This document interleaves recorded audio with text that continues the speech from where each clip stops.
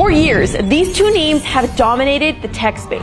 Apple, polished, clean, and loyal to its ecosystem. Samsung, powerful, open, and constantly pushing boundaries. But the question I've always had is which one actually works better in real life? As someone who has been deep in the Apple ecosystem for literally years, I wanted to see if Samsung could compete and maybe even win when you use the entire two lineups side by side. So I gave myself 24 hours with only Apple and only Samsung to see who truly has the better ecosystem once and for all. Both my devices woke me up at a crisp 8 a.m. to start the day. Nothing special here. Both of them worked great as alarm clocks. What I was really curious to see was which one actually tracked my sleep better. Samsung has the Galaxy Ring, which works great for tracking your health and your sleep. Apple doesn't have anything like that at the moment. So if you want to track your sleep, you have to wear the Apple Watch to bed. Already, Samsung had the upper hand because sleeping in a ring is much more comfortable than a bulky watch around your wrist, especially since I sleep with my hand under my pillow. But that aside, I really wanted to see who was going to provide better sleep information. After doing my daily doom scrolling that I usually do, I checked both the apps to see which gave me more data. And no surprise, the Samsung Ring nailed it. It gave me a quality of sleep, how long I was in REM sleep, deep sleep, gave me scores for different ways that I'm resting. Apple also showed the different sleep levels and the time throughout the night, but Samsung specifically made a device for tracking sleep. Obviously, it was a lot better. Sleep tracking, the point goes to Samsung. I was really impressed with this one. Then it was time to plan my day and make a to-do list. So the thing is, I don't really use built-in Apple apps. I don't use the Mail app. I don't use their Calendar app. I don't really like them. I only use Google apps. Google Calendar, Google Mail. And the thing is, Samsung and Google integrate so well together. And don't get me started on Gemini. I freaking love Gemini. Plus, the built-in pen with the Samsung S25 Ultra was really fun to use. It made me feel very productive. Plus, I am a massive fan of what Samsung's doing with the morning brief. Literally, you wake up and Samsung's telling you what the weather is, the time, any updated news you might want to hear, and even what's on your calendar for the day, and also your sleep score. Like, that was so awesome to wake up to. I tried to test out both the AI to see which could help me plan my day better. Both of them could put things on my calendar. The problem was Apple will not put it on my Google Calendar. It'll only put it on my Apple Calendar versus Samsung directly puts it into my Google Calendar, which I prefer to use. Schedule a hair appointment on my Google Calendar. When should I schedule it for?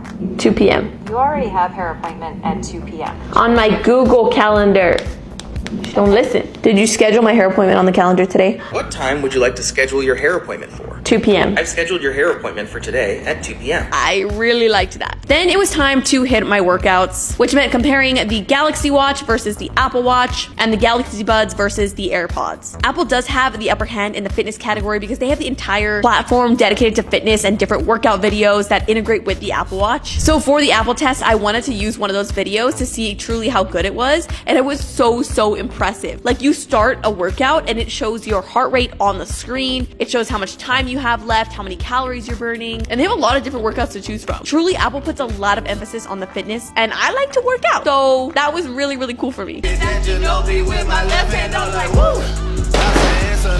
When it came to Samsung, I just did a normal workout of like weightlifting, and as expected, both watches tracked my heart rate, calories, the boring stuff. They did a good job. Both of them did fine. I did find myself enjoying Apple's platform a bit more because it's just so clean and precise. It might just be because I'm used to the Apple platform, but personally, if you look at both fitness apps, Apple's is just a lot cleaner and easier to read versus Samsung's slightly cluttered platform. Obviously, both are really good. I'm just gonna have to be really nitpicky to really find who's better here. Honestly, when it comes to fitness, Apple has to take the win on that one. When it came to listening to my music during my workout, I did like Apple's noise cancellation a bit better. It definitely cleared all the noise out compared to the Galaxy Buds. But let me tell you, my Galaxy Buds were not falling out. Like, I genuinely did like crazy workouts, like jumping around, and those things were stuck in my ear. Versus like AirPods, I swear they fall out every 5 seconds during my workout. And honestly, I really like the quality of the sound with the Galaxy Buds. Like, I don't know why. I just found myself really enjoying listening to music on them. Both have their pros and cons, so I'm gonna call the audio a tie, but the Galaxy Buds did surprise me, I'll tell you that much. At this point in the day, I feel like I was pretty tied on which was doing better. Like, both were doing a really good job, and it became a lot of a closer competition than I initially thought. But then it came down to the most important part, in my opinion, working. For the Apple side, we have the MacBook Air, and for Samsung, I got the Chromebook, and I also decided to add the iPad mini Apple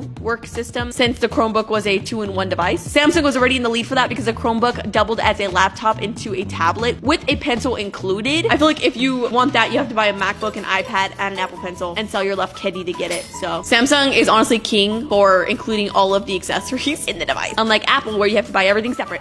Obviously, both devices worked extremely well for answering emails, searching the web. However, here's where Apple came